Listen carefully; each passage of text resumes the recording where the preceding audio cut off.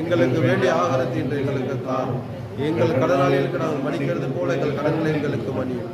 எங்களை சோதனைக்கு உட்படாமல் தீமை அனைத்திலும் ரட்சித்துக் கொள்ளும்.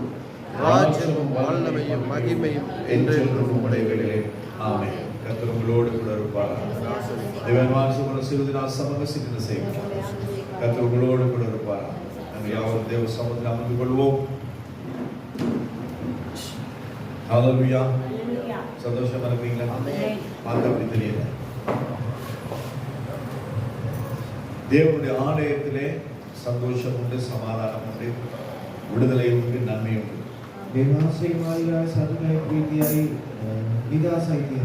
அதை நாங்கள் பெற்றுக்கொள்ள வேண்டும். அது சும்மா நமக்கு கிடைக்காது. எல்லா காரியங்களுக்கும் நாங்கள் நேரத்தை செலவழிக்கிறோம், நேரத்தை கொடுக்கிறோம். ஆனால் தேவனை ஆராதிக்க, தேவனிடத்திலிருந்து நன்மைகளை பெற்று நாம் அவருக்கு நன்றி செலுத்த நாங்கள் நேரத்தை கொடுக்கிறோம். යහපත් දෙන්නා වූ දෙවියන් වහන්සේට ප්‍රශංසා கர்த்தர் இந்த நாளில் நம்மோடு பேசுவாரா? අදවසේ දෙවියන් වහන්සේ අපිට සමග කතා කරනවා. உபாகமத்தின் புத்தகம் 5வது அதிகாரம் 10வது வசனம். Deuteronomy chapter 5 verse 10. உபாகமத்தின் புத்தகம் 5வது அதிகாரம் 10வது வசனம். என்னிடத்தில் அன்பு கூர்ந்து, எல்லாரும் சேர்ந்து வாசிக்கலாம். என்னிடத்தில் அன்பு கூர்ந்து என் கற்பனைகளை கைக்கொள்ளுகிறவர்களுக்கோ 1000 தலைமுறை மட்டும் இரக்கம் செய்கிறவனாக இருப்பேன். ஆமென். ஹalleluya.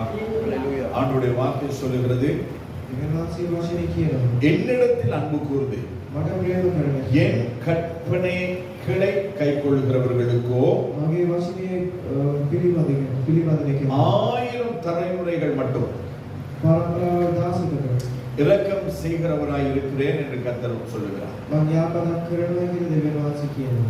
எத்தனை பேர் ஆண்டவரிடத்தில் அன்பு கூறுவீங்க? කී දෙනෙක් දෙවියන් වහන්සේට ප්‍රේම කරනවා? நாங்க எப்படி அன்பு கூறுவோம்? අපි කොහොමද ප්‍රේම කරන්නේ?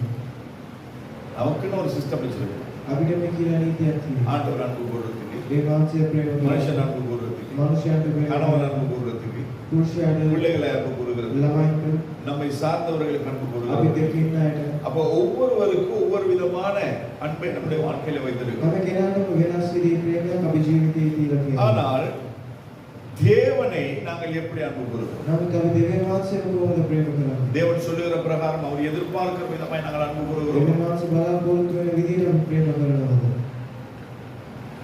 அதான் கேள்வி. ඒක තමයි ප්‍රශ්නේ. பதில் உங்களுடையதாக இருக்க வேண்டும். උත්තරය ඔයගොල්ලෝගේ වෙන්න ඕනේ. என கர்த்தர் எதிர்பார்க்கிற விதமாய் நாங்கள் அவரை அன்பு செலுத்த வேண்டியவர்களாக இருக்கிறோம். දෙවියන් වහන්සේ බලාපොරොත්තු වෙන විදිහට අපි යාට ප්‍රේම என் ஆண்டவராய் இயேசு கிறிஸ்து தன்னுடைய ஜீவனையே எனக்காய் எங்களுக்காய் கொடுக்கும் அளவிற்கு நம்மை அன்பு கூர்ந்தார். යේසුස් වහන්සේ තමන්ගේ ජීවනයම අපිට දෙන ආකාරයෙන් ප්‍රේම කරා. அந்த அன்புக்கு ஈடாக நாங்கள் இந்த அன்பை செலுத்துகிறோம். ඒ ප්‍රේමයට අනුව අපි මොනවද දෙන්නේ? அவருடைய அன்பை அகாப்பே அன்பு என்று நாங்கள் சொல்லுகிறோம். දෙවියන් වහන්සේගේ ප්‍රේමය ආගමේ ප්‍රේමය. அதாவது ஒரு ஆழம், அகலம், நீளம், ஒரு அளவு சொல்ல முடியாத ஒரு அன்பை தான் கர்த்தர் என் மீதும் உங்கள் மீதும் வைத்திருக்கிறார். සීමාවක් නැති ප්‍රේමයක් තමයි දෙවියන් වහන්සේ අපේ උඩ තියලා තියෙන්නේ. அப்ப அந்த அன்புக்கு ஈடாக நாங்கள் என்ன அன்பை செலுத்துகிறோம்? ඒ ප්‍රේමය වෙන වෙන මොනවද දෙන්නේ? அதனால ஆண்டவர் சொல்லுகிறார், ඒ කියන්නේ දෙවියන් වහන්සේ කියන්නේ என்னிடத்தில் அன்பு கூர்ந்து මට ප්‍රේම කරලා என் கற்பனைகளை கைக்கொள்ளுகிறவர்களுக்கோ. මගේ වචනේ පිළිපදින කෙනා. ஆண்டவருடைய கற்பனைகளை எத்தனை பேர் கைக்கொள்ளுவோம்? දෙවියන් වහන්සේ වචනේ කී දෙනෙක් කීකරනවා?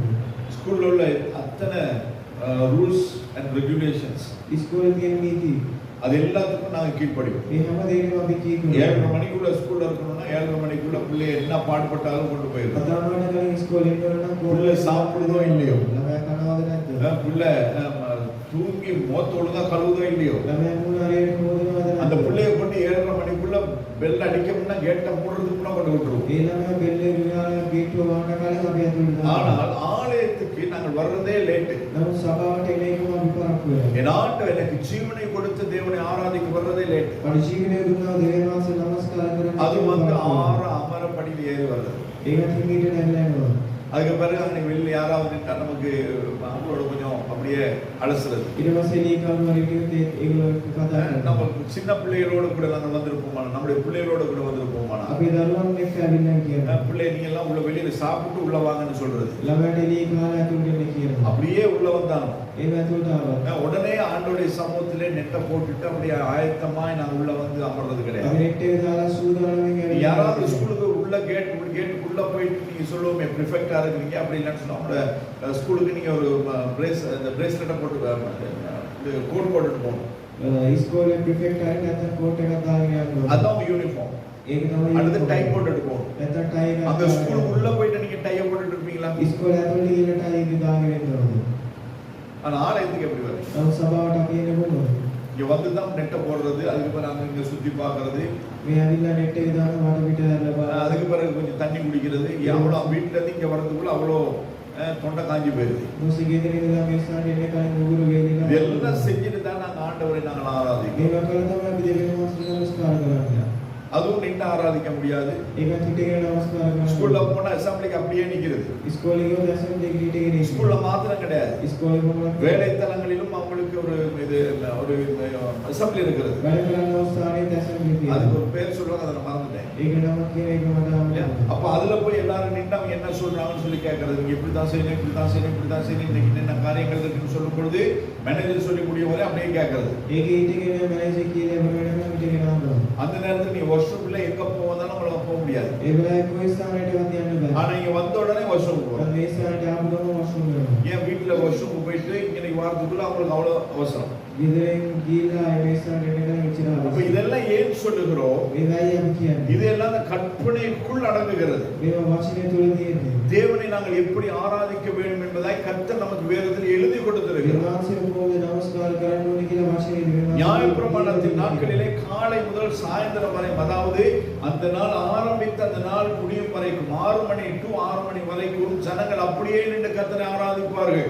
උදේ 6 ඉඳලා ராத்திரி 6 වෙනකම් ජනතාව පිටගෙන නමස්කාර இன்னைக்கு කරනවා. நம்மால அப்படி ஆராதிக்க முடியுமா? අද කාලේ අපිට ඒක කරන්න පුළුවන්. எப்படா கொஞ்சம் லேட் ஆயிருச்சுன்னா திரும்பி பார்க்கிறது, கிளாக்க பார்க்கிறது, என்ன டைம். පොඩ්ඩක් පරපුරා නම් හැල්ලා බලන ක්ලොක් එක වෙලා அந்த அளவுக்கு பிஸி.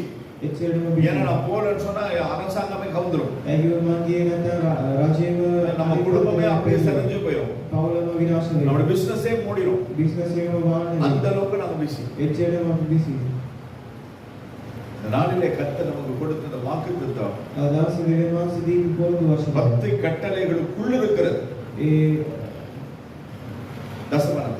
දසපරද உபாகமம் 5வது அதிகாரத்தை வாசிச்சு பாருங்க. அதுல 10 கற்பனை கர்த்தர் கொடுத்திருக்கிறார். දසපරදයේ දේවාස දීලා තියෙනවා. அதிலே தான் ஆண்டவர் சொல்லுகிறார், என்னிடத்தில் அன்பு கூர்ந்து මට ප්‍රේම என் කරනවා. கற்பனைகளை கைக்கொள்ளுகிறவர்களுக்கோ, මගේ වචනේ අනුමත කරන්න කියනවා. யாருக்கு ஆண்டவருடைய இரக்கம் இருக்கிறது, කාට දේවාසික අනුකම්පාව තියෙනවා. அவரிடத்தில் அன்பு கூர்ந்து දේවාසික ප්‍රේම කරනවා. அவருடைய கற்பனைகளை கைக்கொள்ளுகிறவர்கள். දේවාසිකේ වචනයට කීකරනවා. அப்படி இல்லைனாலும் கூட நமக்கு அவருடைய அன்பு இருக்கிறது. ඒක නැත්නම් දේවාසික ප්‍රේමය තියෙනවා. ஆனால் அவருடைய இரக்கம் நமக்கு இல்லை. දේවාසික අනුකම්පාව. அவருடைய கிருபை நமக்கு இல்லை. දේවාසිකේ කරුණාව. எனவே அந்த கிருபையும் இரக்கத்தையும், அதாவது கிருபையும் இரக்கம் வேற. ඒ කරුණාවයි අනුකම්පාවයි. Grace and mercy.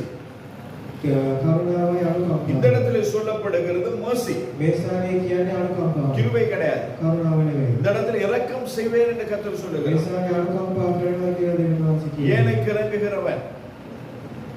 ஏழைக்கு நாங்கள் இறங்கும் பொழுது கர்த்தருக்கு கடன் கொடுக்கிறோம். அப்ப ஆண்டவர் இந்த இடத்துல இரக்கத்தை குறித்து நமக்கு பேசுகிறார். அவரிடத்தில் அன்பு கூறுகிறவர்களுக்கு, அவருடைய கற்பனைகளை கைக்கொள்ளுகிறவர்களுக்கு 7வது மாதம் முழுவதும் மாத்திரமல்ல, 1000 தலைமுறைகளுக்கு ஆண்டவருடைய வருகை பரியந்தம், அவருடைய நித்தியத்தில் அவருக்கு முன்பதாய் நிற்கிற அந்த நொடி வரைக்கும் நமக்கு இரக்கம் செய்கிறது. அந்த இரக்கம் எனக்கும் உங்களுக்கும் உண்டாக வேண்டுமானால் 2 காரியம் செய்யணும். ஒன்று, அவரிடத்தில் அன்பு கூறணும். அவர் எப்படி நமக்கு எந்த ஒரு நிபந்தனையும் இல்லாமல் அன்பு செய்தார், எந்த ஒரு வரையறையும் இல்லாமல் நமக்கு அன்பு செய்தார், அந்த அந்த அன்புக்கு ஒத்த அன்பை நாங்கள் அவருக்கு செலுத்த வேண்டும். அதுக்கு பிறகு அவர் கொடுத்த கற்பனைகள் எல்லாவற்றையும் நாங்கள் கைக்கொள்ள வேண்டும். தேவனை ஆராதிக்கிறது தொடங்கி ஒருவரில் ஒருவர் அன்பு கூறுகிறது வரைக்கும், நம்முடைய வாழ்க்கையில பரிசுத்தத்தை காக்கிறது வரைக்கும், மற்றவர்களுக்கு கீழ்ப்படிகிறது வரைக்கும், வேதத்திலே ஆண்டவர் என்னென்ன கற்பனைகளை நமக்கு கொடுத்திருக்கிறாரோ அத்தனையும் நாங்கள் கடைபிடிக்க வேண்டும். நமக்கு தெரிந்தது 10 கற்பனை மட்டும்தான். அந்த 10 கற்பனைகளை புதிய ஏற்பாட்டிலே ஆண்டவராகிய இயேசு கிறிஸ்து 2 கற்பனையாய் மாற்றி கொடுத்தார். அந்த 2 கற்பனையும் கூட ஆண்டவராகிய இயேசு கிறிஸ்து பரலோகத்துக்கு எடுத்துக்கொள்ளப்படும் பொழுது பிரதான கட்டளையாய் ஒரு கட்டளையை கொடுத்திருக்கிறார். The Great Commission. இது எல்லாம் நம்முடைய வாழ்க்கையில நாங்க செய்றோமா? මේ සියලු දේම අපේ ජීවිතයේ කරනවා. யாரெல்லாம் ரட்சிக்கப்பட்டோம், කවුරු කවුරු කියනවා. யாரெல்லாம் ஆண்டவரை நம்முடைய சொந்த ரட்சகராய் කවුරු ஏற்றுக்கொண்டிருக்கிறோம், කවුරු දෙවියන් වහන්සේ අපේ யாரெல்லாம் ஒரு சபையிலே சேர்ந்து கர்த்தரை நாங்கள் தொழுது කවුරු கொள்கிறோம், කවුරු දෙවියන් වහන්සේ அத்தனை பேருடைய கரத்திலும் எத்தனை பேருடைய கரத்திலே கர்த்தர் இந்த வேதத்தை கொடுத்திருக்கிறார். කවුරු කවුරු කාට දෙවියන් වහන්සේ அத்தனை වාසය பேரும் அதை කරනවා. செய்ய வேண்டியவர்களாக இருக்கிறீர்கள். அது நம்ம மீது விழுந்த கடமை. මේ සියලු දේම ඇදලා මේක කරන්න ඕනේ ඒක අපේ යුතුයකම. இந்த முழு வேதாகமத்திலும் මේ මුළු වචනයම ஆண்டவர் சொல்லுகிற இந்த இரக்கத்தை குறித்து 23 ஸ்தானங்களிலே நாங்கள் දෙවියන් பார்க்கிறோம். වහන්සේ කියන වාසනාව ගැන අපිට நீங்க நினைக்கிறீங்க 23 இடத்துல தான் இந்த இரக்கத்தை பத்தி பேசப்படுகிறதா என்று சொல்லுங்க. ඔයාලා බලන්නේ 23 ස්ථානවල විතරයි. ஆனால் இந்த 23 இடங்களிலே தான் ஆண்டவர் எதிர்பார்க்கிறார், ஆண்டவர் காண்பிப்பேன், ஆண்டவர் தருவேன் என்று சொன்ன இரக்கத்தை குறித்து ஆண்டவருடைய வேதம் பேசுகிறது. මේ දැන් 23 දම දෙවියන් වහන්සේ දෙන්නා අනුකම්පාව ගැන කියන්නේ. அந்த mercy, அதாவது இரக்கம் என்று சொல்லப்படுகிறதான அந்த பதம், ஆங்கில பதம் ඒ අනුකම්පාව කියන ඔය පදය லத்தீன் பாஷையில இருந்து மொழிபெயர்க்கப்பட்டது, ලතින් භාෂාවෙන් பரிவர்த்தனை පරිවර්තනය කරපු වචන. ஆங்கிலத்துல mercy என்று சொல்லி ஒரு சொல் இருக்கல. ඉංග්‍රීසියෙන් mercy කියන එකක් තිබෙනවා. அப்ப அந்த லத்தீன் பாஷையில இருந்து அந்த mercy ன்னு சொல்ற அந்த பதம் வந்திருக்கிறது. ලතින් භාෂාවෙන් තමයි ඒ වචනේ ආවේ. அந்த mercy, அதாவது இரக்கம் என்று சொல்லுகிற காரியம் ඒ என்னவென்றால், අනුකම්පාව කියන්නේ මොනවද? விலை கொடுக்கப்பட்டாயிற்று, මිනේ දීලා තියෙන්නේ. அதாவது இரக்கம் என்று சொன்னால் අනුකම්පාව කියන්නේ the price paid already. ඒ මිනේ ගෙවලා ඉවරයි. உங்களுக்காய் விலை கர்த்தர் கொடுத்துட்டார். ඔයාලා මේ මිනේ ගෙවලා තියෙන්නේ. இப்ப எனக்கு எல்லாமே ஃப்ரீ. දැන් මට හැමදේම ஒன்னு ලොකු. எடுத்த ஒண்ணு இலவசம் மாதிரி එකක් ගත්තොත් එකක් නොමිලේ. ஆண்டவர் அந்த இரக்கத்தை நமக்கு இலவசம், அதாவது நமக்காய் அவர் பணத்தை கொடுத்து நம்மை விடுதலையாய் மாற்றியிருக்கிறார். මේ මාසය අපි වෙනුවෙන් මුදල් දීලා අපි නිදහස් කරලා තියෙනවා. அடுத்து இந்த இரக்கம் என்று சொன்னால் මේ අනුකම්පාව කියන්නේ மன்னிப்பு. සමාව. ஆண்டவர் நம்மை அளவில்லாமல் මේ மன்னித்திருக்கிறார். මාසය අපිට සීමාවක් නැතුව සමාව දීලා. அவர் மன்னித்த மன்னிப்புக்கு அளவே கிடையாது. මේ මාසයේ දීපු සමාවට සීමාවක් නැහැ. நேத்து யாருமே பாவம் செய்யலன்னு சொல்ல முடியும். ඊ දිනේ කවුරුහරි පව් කරේ නැහැ කියලා කියන්න පුළුවන්. காலைல எழும்புனோட யாருமே பாவம் செய்யலன்னு சொல்ல முடியும். උදේ රැට ගාව පව් කරේ නැහැ කියලා කියන්න පුළුවන්. அத்தனை பாவங்களுக்கும் கர்த்தர் மன்னிப்பை கொடுத்திருக்கிறார், கொடுத்து கொண்டிருக்கிறார். මේ සියලු පව්වලට මේ මාසය සමාව දීලා තියෙනවා. அதுக்காக நாங்க பாவம் செஞ்சுட்டே இருக்க முடியாது. ඒකට කියලා අපිට පව් කරන ගමන් ඉන්න බෑ. ஏன்னா ஆண்டோட இறக்கம் என்னைக்கு நிக்கும்னு நமக்கு தெரியாது. ඒක දෙවියන්සේගේ කරුණාව. அவர் வாக்கு பண்ணியிருக்கிறார். දෙවියන්සේ පොරොන්දු என்னிடத்தில் அன்பு கூர்ந்து என் கற்பனையை கைக்கொள்கிறவர்கள் 1000 தலைமுறை வரைக்கும் இரக்கம் செய்வேன் என்று சொல்லியிருக்கிறார். ප්‍රේම කරන මගේ වචනේ කීකර වෙන කෙනාට මම පරාපරා දාසයකට இன்னும் අනුකම්පාව அநேகருக்கு ஆண்டவர் வாக்கு பண்ணினார். බොහෝ අය දෙවියන්සේ පොරොන්දු என்ன வாக்கு பண்ணினார்? මොනවද පොරොන්දු කළේ? ஏலிக்கு சொன்னார், உன்னுடைய ஆசாரியத்துவம் உன்னுடைய தலைமுறை தோறும் இருக்கும் என்று ඒ சொல்லி. ලිඛිතෝ යාගේ සේවයේ පරම්පරාවල් වලට ஆனால் அவனுடைய பிள்ளைகளை அவன் சரியாய் வளர்க்காத பொழுது නමුත් තමන්ගේ දරුවව හරියට හදපු නැති නිසා அவன் அலட்சியமாய் தன்னுடைய ஊழியத்தை செய்த பொழுது එයා සුළුව යාගේ සේවය ගත්ත නිසා அவர் சொன்னதை அவர் மாற்றினார். දෙවියන්සේ කියපු දේ වෙනස් කරා. ஏலியினுடைய ஆசாரிய பட்டம் சாமுவேலுக்கு வந்தது. ඒනීගේ சாமுவேல் ඒනීගේ සාමුවෙල්ට ආවා. அதாவது பூஜக தனக்கு பூஜக சேவை அவனுக்கு மாற்றப்பட்டது. එයාට වෙනස් වුණා. அதே நேரத்தில் இன்னும் ஒரு பேர் என்னது, பினேகாஸ் පිනේහා என்று சொல்லப்படுகிறதான் இன்னும் ஒருவனுக்கு அவருடைய நித்திய ஆசாரிய தலைமுறையாய் கர்த்தர் அதை கொடுத்தார். එයාට සදාකාලික සේවයක් ඇවිල්ලා ඉන්නවා. அப்ப அந்த இரக்கத்தை பெற்றுக் கொள்கிறதுக்கு என்று நாங்கள் தகுதி இல்லாதவர்களாய் மாறுகிறோம். ඒ අනුකම්පාව ලබා ගන්න අපි කවදාද සුදුසු அந்த නැහැ. இரக்கத்தை நாங்கள் தக்க வைத்துக் கொள்ள, அந்த இரக்கத்தை நாங்கள் அது சொந்தமாக்கிக் கொள்ள நாங்கள் எந்த அளவுக்கு நாம் அதை உதாசீனப்படுத்துகிறோமோ ඒ කරුණාව අපිට අපි කරගන්න අපි ඒක සුළුව அந்த ගන්නවා. நேரத்தில் அந்த இரக்கம் நம்மை விட்டு போயிடும். ඒ වෙලාවේ කරුණාව අපි ஆண்டோட கேட்க முடியாது, நீங்க சொன்னீங்க தானே. දෙවියන්සේ ගන්න බෑ ஆமா, ඔයා அவர் சொன்னார். දෙවියන්සේ ஆனா කියනවා. அவர் சொன்னதற்கு ஏற்ப நாம் இருக்கிறோமா? නමුත් එයා කියපු ආකාරයට අපි ජීවත් වෙනවා. அவர் சொன்னார், என்னை நீ அன்பு கூற வேண்டும், දෙවියන්සේ කියව මට ප්‍රේම කරන්න என் ඕනේ. கற்பனைகளை கைக்கொள்ள வேண்டும். මගේ වචනේ කීකරු කරන්න அன்பு ඕනේ. கூறுகிறோமா? අපි ප්‍රේම කරනවා. அவரை அன்பு கூறுவோம் என்றால் දෙවියන්සේ ප්‍රේම කරනවා. அவரோடு கூட நாங்கள் இருப்போம். දෙවියන්සේ සමග අපි ඉන්නේ. இன்னைக்கு நாங்க ஒரு குடும்பத்துக்காக பிரயாசப்படுகிறோம், வேலையை செய்கிறோம், எத்தனையோ காரியங்கள் செய்கிறோம். අපි පවුල වෙනුවෙන් දුක් විඳිනවා හැමදේම කරනවා. எதற்காக நாங்கள் அதை செய்கிறோம்? මොකටද අපි ඒක කරන්නේ? எதற்காக செய்கிறோம்? මොකටද කරන්නේ?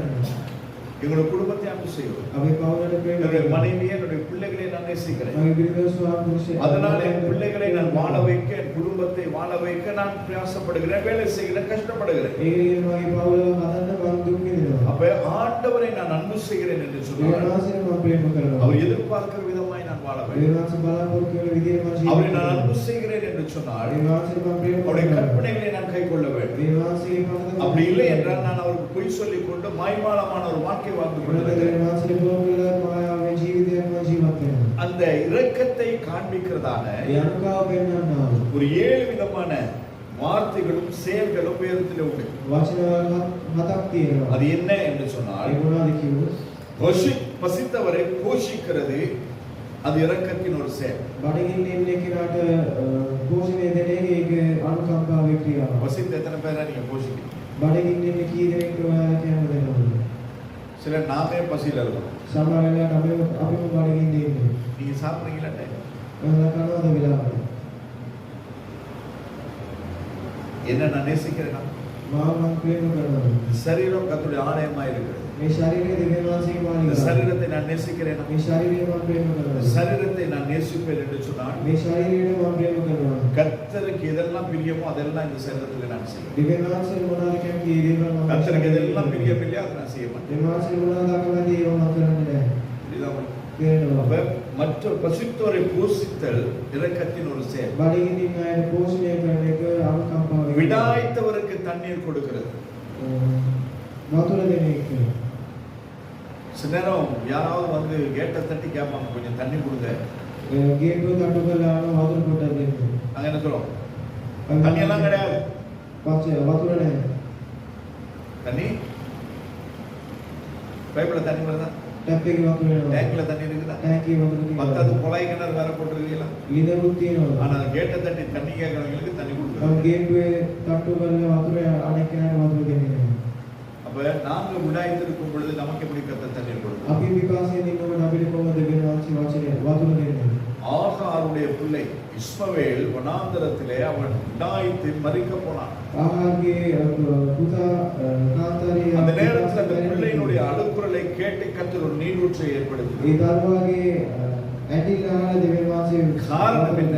මොනවද කාරණා? கர்த்தருடைய இரக்கம் அவனுக்கு இருந்தது. දෙවියන් වහන්සේගේ අනුකම්පාව යට තිබ්බා. அப்ப நம்ம கர்த்தர் நீரூற்றி நம்மை காப்பாற்றி வளர்த்து வருகிறார். දෙවියන් වහන්සේ අපිව පෝෂණය කරලා இப்ப අපිට நாம் எத்தனை பேருக்கு விடாய்த்தவர்களை நாங்கள் தாழ்ந்து අපි කී දෙනෙක්ට වතුර දෙන්නවද විපාසයෙන් ඉන්න අයට?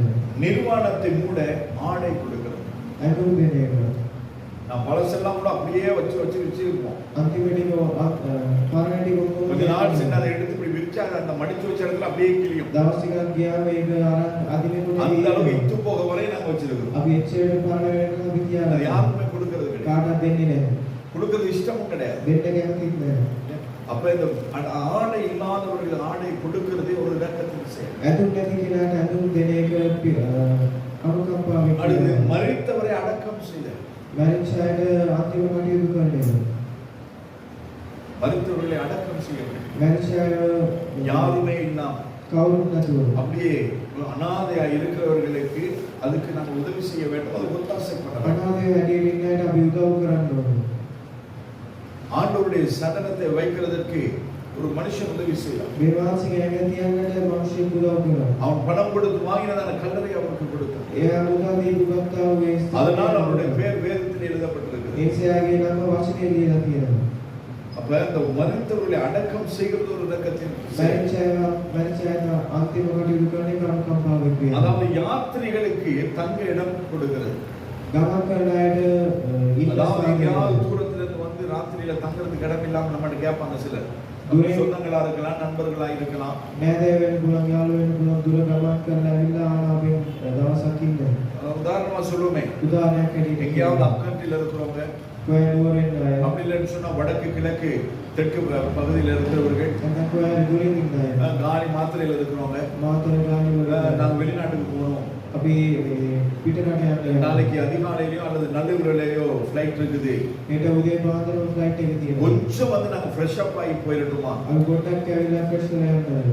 உடனே நாம என்ன சொல்றோம்? අපි මොනවද කියන්නේ? ஐயோ நேரத்தோடு சொல்லியிருக்கோமே, වේලාසනින් කියන්නේ කිව්වා. நாளைக்கு நாங்க குடும்பமா கிளம்பி எங்க போறோம்? ඊළඟ ටවුන් පිටින් කොය යනවා. எங்கேயுமே போகல. කොහෙවත් යන්නේ නැහැ. ஆனா சொல்றது குடும்பமா கிளம்பி போறோம். නමුත් කියන්නේ පොල් පිටින් යනවා.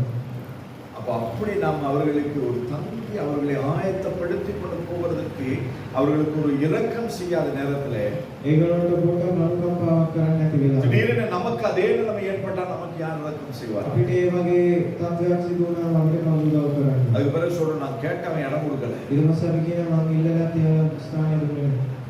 ஏன் கொடுக்கல? ඇයි දුන්නේ නැත්තේ? நீ கொடுக்கல, அதனால உனக்கு கிடைக்கும். ඔයා දුන්නේ නැහැ ඒ නිසා ඔයාට හම්බුනේ அப்படி නැහැ. பேர்பட்டதான அதாவது இரக்கத்தின் செயல்களை நாங்கள் செய்ய வேண்டியவர்களாக இருக்கிறோம். මේ වගේ අනුකම්පාවේ ක්‍රියාවල් අපි කරන්න ඕනේ. வியாதியஸ்தரை நான் ஆறுதல் படுத்த வேண்டும். ලෙඩින් අයට අපි උදව් කරන්න ඕනේ. அவர்களுக்கு நாங்கள் உதவி செய்ய வேண்டும். එයාලට උදව් කරන්න. எங்களால் முடிந்த மருந்துகளை நாங்கள் வாங்கி අපිට පුළුවන් බේත් අපි අරන් அவர்களை எப்படியெல்லாம் நம்மால் முடிந்த அளவுக்கு நாங்கள் அவர்களை பராமரிக்கிறோம். පුළුවන් තරම් එයාලා බලා ගන්න ඕනේ. இங்க சனிக்கிழமை பாத்தீங்கன்னா அநேகர் வருவாங்க. සෙනසුරාදා වාදී ගොඩක් අය එනවා. ஒரு எங்கேயோ போயிட்டு ஆபரேஷன் பண்ணிட்டு அந்த காஞ்சி போட்டுட்டு வருவாங்க. எங்களுக்கு மருந்து வாங்கணும், அதை செய்யணும், இதை செய்யணும், அந்த என்னது ஆஸ்மாக்கு போறது இன்ஹேலர் வாங்கணும் அப்படின்னு சொல்லி நிறைய பேர் வருவாங்க. ගොඩක් අය බේත් ඉල්ලන් එනවා.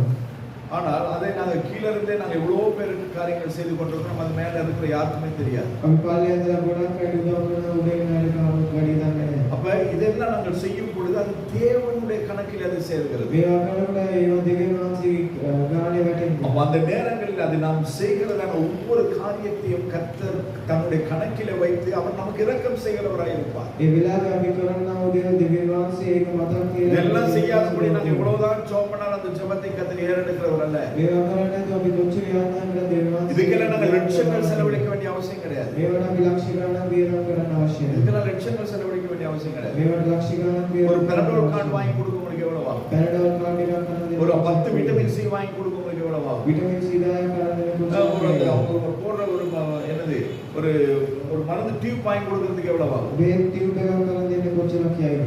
இதெல்லாம் நாம செய்யறது கிடையாது. මේවා අපි කරන්නේ නැහැ. அடுத்தது அவர்களை நாங்கள் மீட்கிறதுக்கு ஏதாவது செய்யும். හිරායට අපි ආයේ சிறைச்சாலையில் எத்தனையோ பேர் இருக்கிறாங்க. කිරගෙදර ගොඩක් අය ඉන්නවා. அவர்களுக்கு நம்மால முடிந்ததை அவர்களுக்கு கொடுக்க வேண்டும். අපිට පුළුවන් දේ சிலர் வந்து சிறைக்கு போன பிறகு தங்களுடைய குடும்பமே அவர்களை அப்படியே விட்டுருவாங்க. සමහර අය දිනණි ගියාට පස්සේ ඒගොල්ලෝගේ පවුලම අතාරිනවා. பல்லு விளக்குறதுக்கு பேஸ்டோ பிரஷோ கிடையாது. දත් මදින බ්‍රෂ් එකක්වත් ஷேவ் பண்றதுக்கு ரேசர் கிடையாது. ෂේව් කරන රේසර් பெண்களுக்கு தேவையான அந்த அந்த அந்த பொருட்கள் அவர்களுக்கு கிடையாது. අවශ්‍ය බණු ඒගොල්ලන්ට හම්බෙන්නේ නැහැ. அப்ப இது எல்லாம் நமக்கு வாங்கி கொடுக்க லட்சங்கள் ஆகுமா? මේවා අරන් දෙන්න අපිට ලක්ෂ ගණනක් කියයිද? நம்மால சிறைக்கு போக முடியாது. අපිට හිරගෙදර යන්න சிறைச்சாலையில் இருக்கிறவங்களுக்கு உதவி செய்ய முடியாது. හිරගෙදර ඉන්න අයට උදව් ஆனா කරන්න. சிறைச்சாலை செய்கிற ஊழியர்கள் செய்கிறவர்களுக்கு நாங்கள் இதை கொடுக்கும் பொழுது எங்களுடைய பொருட்கள் உள்ளே போய் இன்னொருவருடைய தேவையை சந்திக்கிறதா இருக்கு. නමුත් මේ සේවය කියන සේවකයන්ට අපි දුන්නා නම් ඒක අපිට ලොකු ආශිර්වාදයක්. இதெல்லாம் செய்யறோம்னா මේවා අපි කරනවා. இது எல்லாம் செய்ய வேண்டும் என்று ஆண்டவருடைய கட்டளை. මේවා කරන්න ඕනේ කියන දෙවියන් වහන්සේගේ වචනේ. ஆண்டவர் கடைசியில நியாய தீர்ப்பிலே நாங்கள் நிற்கும் பொழுது අපි විනිශ්චය දවසේ ඉන්නකොට எனக்காக நீ பெரிய க்ருசைட் பண்ணியா, මම වෙන ලොකු රැස්වීම් කරා. கூட்டம் நடத்துறதுக்கு இத்தனை செலவாச்சு, இத்தனை ரூபாய் கொடுத்தியா, රැස්වීම් කරන්න මෙච්චර සල්ලි වියදම් කරා. எதையுமே ஆண்டவர் கேட்க போறது கிடையாது. ඒක මොකද අහන්නේ නැහැ. மாறாய் ஆண்டவர் எதை கேட்க போகிறார்? සුමනාදාන්නේ. நான் பசியாயிருந்தேன், මම බඩගින්න හිටියේ. எனக்கு ஒரு நேரம் சாப்பாடு கொடு. මට එක වෙලේ நான் வைத்தியசாலையில இருந்தேன், මම ස්පිරිතාලේ என்னை හිටියේ. வந்து பார்க்கல. මම බැලුවේ நான் නැහැ. சிறைச்சாலையில මම இருந்தேன், හිරගෙදර හිටියේ. நான் அங்க வந்து என்ன ஒருவரும் விசாரிக்கல. එක්කෙනෙක්වත් මම ආවිලා බැලුවේ නැහැ. நான் தாகத்தோடு கூட මම இருந்தேன், පිපාසයෙන් හිටියේ. என்னை தாகம் தீர்க்கல. මට වතුර දුන්නේ அப்ப නැහැ. நாங்க கேட்க போறோம், ඒ දුන්න අපි ආන්නේ. ஆண்டவரே நீர் எப்ப தாகத்தோடு கூட இருந்த? මේ මාස කොයි වෙලාවෙ පිපාසයෙන් எப்ப நீ பசியோடு கூட இருந்த? මේ බඩගින්න හිටියේ. எப்ப நீர் உடுத்த வஸ்திரம் இல்லாமல் මම இருந்த? ඇඳුම් නැතුව හිටියේ. ஆண்டவர் சொல்ற இந்த சிறுவர்களில் ஒருவருக்கு நீங்கள் எதை செய்தீர்கள் அது எனக்கு මේ මාස කියන මේ කුඩා අයට මොනවද කරන්නේ ඒක මටමයි කරන්නේ. இதெல்லாம் ஆண்டவருடைய கற்பனை. මේ දේවල් දෙවියන් වහන්සේගේ පනත. ஆண்டவரில் அன்பு கூர்ந்து දෙවියන් වහන්සේ ප්‍රේම කරලා அவருடைய கற்பனையை දෙවියන් கைக்கொள்கிறவர்களுக்கோ වහන්සේගේ වචනේ කීප වෙනවා. 1000 தலைமுறைகளுக்கு அவர் இரக்கம் செய்வார். පරම්පරාව දාසික දෙවියන් වහන්සේ අනුකම්පාව. இதெல்லாம் இரக்கத்தின் செயல்கள். මේ අනුකම්පාව எத்தனை பேர் இந்த இரக்கத்தின் செயல்களை நாங்கள் செய்கிறோம்? කී දෙනෙක් මේවා කරනවද? இதெல்லாம் பெரிய விஷயமே கிடையாது. මේවා ලොකු දෙයක් නෙමෙයි. நாங்க சும்மா இப்படி பைப்பை திறந்து விட்டு நாங்க எவ்வளவு கதை பேசிட்டு இருக்கோம். අපි බයික් එක ගන්න කොච්චර කතා ஆனா කියනවා. ஒரு கதவை தட்டி தண்ணி கேட்டா அவனுக்கு தண்ணி கொடுக்குறது கிடையாது. නමුත් එක්කෙනෙක් දොර තට්ටු කරලා වතුර டெய்லி எவ்வளவு சாப்பாடு நாங்க டஸ்ட்பின்ல போடுறோம். හැමදාම කොච්චර කෑම විසික් කරනවද? இப்ப பசிக்குதுன்னு சொல்லி ஒருத்தன் வந்து கேட்டா இருக்கிற சாப்பாடு கொடுக்கிறது கிடையாது. බඩගිනි කියලා කෙනෙක් ආවොත් තියෙන ஏதாவது பழசு ஃப்ரிட்ஜ்ல இருக்குதா நீங்க தேடுறது. පරණේම ෆ්‍රිජ් එකේ තියෙනවා කියලා බලනවා. ரைஸ் குக்கர்ல இருக்கிறத பார்க்கிறது கிடையாது. රයිස් කුකර් එකේ බලන්නේ නැහැ. இதுதான் நம்முடைய விஷயம். මේ තමයි අපේ ක්‍රියාව. இதுல கர்த்தர் இந்த சின்ன சின்ன செயல்களை கற்றுக் මේ කුඩා ක්‍රියාවල් දෙවියන් වහන්සේ බලාපොරොත්තු වෙනවා. லூக்கா 6வது அதிகாரம் 35வது வசனத்தை 6வது இருக்கு வாசிங்க. ලූක් 6:35 லூக்கா 6:35 உங்கள் சத்துருக்களை சிநேகியுங்கள். ඔයගොල්ලෝගේ සතුරන්ට ප්‍රේම කරන්න. வசனம் அப்படிதான் சொல்லுது. சத்துருக்களை சிநேகியுங்கள். මේ වචනේමයි කියන්නේ. சத்துருக்களை சிநேகிக்க முடியுமா? සතුරන්ට ප්‍රේම කරන්න පුළුවන්. முடியாது. නෑ.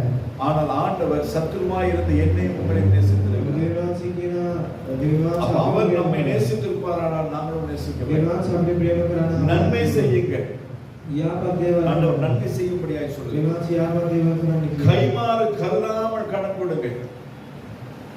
அதாவது நாங்க திரும்பி கிடைக்கும் அல்லது உதவி செய்வான்னு சொல்லி நினைச்சு நம்ம கடன் கொடுக்க අපි கூடாது. බලාපොරොත්තුෙන් ණයක් දෙන්න හොඳ නැහැ. அதாவது அவர்கள் தேவைக்கு நம்மால் முடியுமானால் நாம கொடுத்து உதவ வேண்டும். එයාගේ අවශ්‍යතාවට අපිට அவர் පුළුවන් திருப்பி தருவான்னு சொன்ன எதிர்பார்ப்போடு கூட கொடுக்க கூடாது. යනවද දෙයි කියලා බලාපොරොත්තුෙන් දෙන්න. அப்படி செய்யும் பொழுது එහෙම இந்த කරනකොට வசனம் சொல்லுகிறது அப்பொழுது உங்கள் பலன் மிகுதியா இருக்கும். මේ වචනේ කියන ඒ அதாவது වෙලාවට நாங்கள் எதிர்பாராமல் செய்யும் பொழுதுதான் நம்முடைய பலன் மிகுதியா இருக்கும். බලාපොරොත්තුෙන් කරනකොට තමයි අපේ ඵලය அது වෙන්නේ. மாத்திரமல்ல அந்த வசனம் சொல்லுகிறது அப்பொழுது உன்னதமானவருக்கு நீங்கள் பிள்ளைகளாய் இருப்பீர்கள். ඒ වෙලාවේ කියන උතුම් කෙනාට ඔයගොල්ලෝ இந்த காரியங்களை நாங்கள் பலன் கருதாமல் மற்றவர்களை விசாரிக்கும் பொழுது மற்றவர்கள் கொடுக்கும் பொழுதுதான் நாங்கள் தேவனுக்கு பிள்ளையாய் இருக்க முடியும். අපි අනිත් අයට බලාපොරොත්තුෙන් දෙනකොට තමයි අපි දෙවියන් වහන්සේ දරුවන් හැටියට ඉන්න පුළුවන්.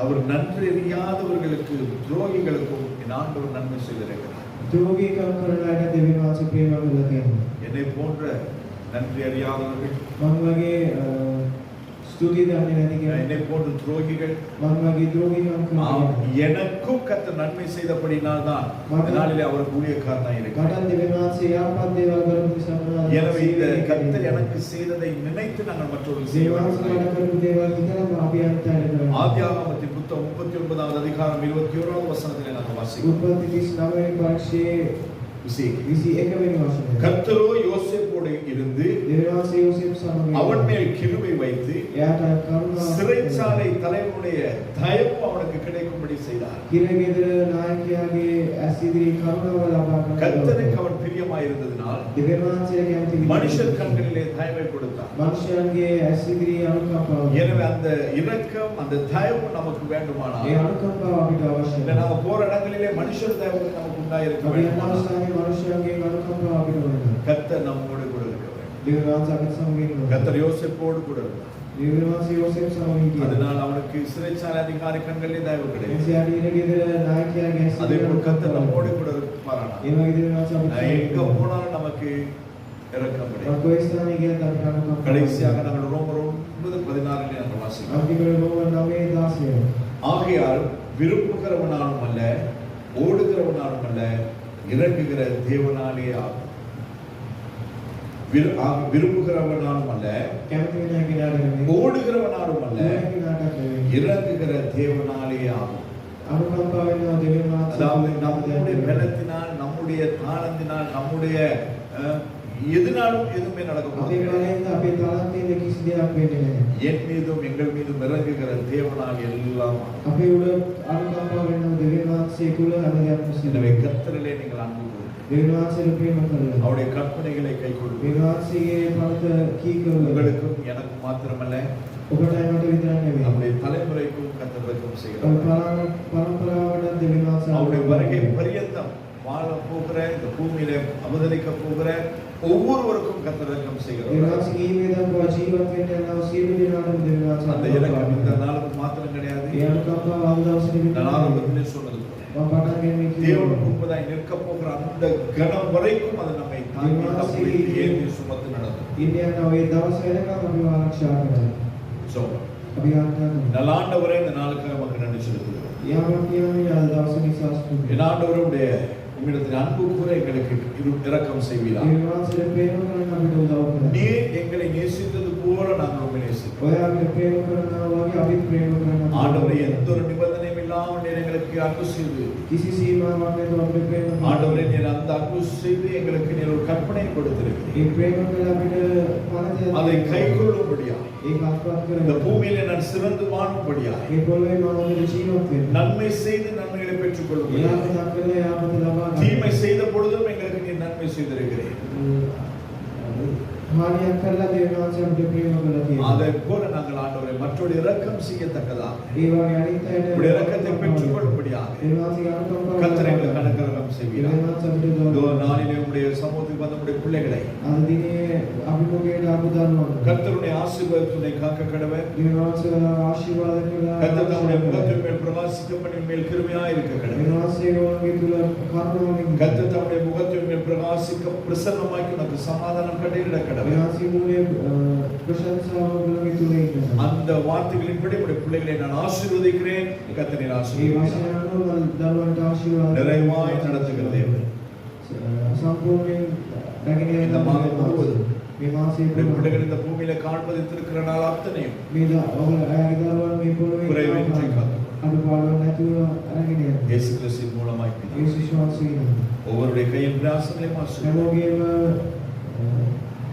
අවසන් ආශිර්වාද කරනවා. குடும்ப வாழ்க்கையை ஆசீர்வதி. පෞල් ජීවිතය உங்கள் ආශිර්වාද போக்கிலும் வரத்திலும் துணையாயிரும். යන්නාව යන ගමන இந்த ආශිර්වාද நாளிலும் இந்த மாதத்திலும் எங்களுக்கு நியமித்திருக்கிற ஒவ்வொரு ஊழியங்களையும் உண்மையாய் உத்தமமாய் செய்ய எங்களுக்கு இரக்கம் මේ செய்யும். දවස් මේ සතිය අපිට තියෙනවා සේවය අවංකව කරන්න අපිට எதை செய்தாலும் உடைய நாமத்தின் மகிமைக்கு என்று செய்கிறேன். මොනවාද දෙවියන් වහන්සේගේ නාමයේ මහිමයට எங்கள் කරනවා. ஒவ்வொருவரும் உடைய திருக்கரத்திலே தாழ்த்துகிறோம். අපි දෙවියන් වහන්සේගේ உடைய இரத்தத்தினால் மூடி மறைத்து காத்து. දෙවියන් වහන්සේ ඉලේවලින් අපි கிருபை ආරක්ෂා சூழ்ந்து கொள்ளட்டும். කරුණාවෙන් පුරවන්න. இரக்கம் இடை கட்டிக் கொள்ளட்டும். අනුකම්පාවෙන් පුරවන්න. இயேசு கிறிஸ்துவின் மூலமாய் යේසුස් වහන්සේගේ ஆமென்.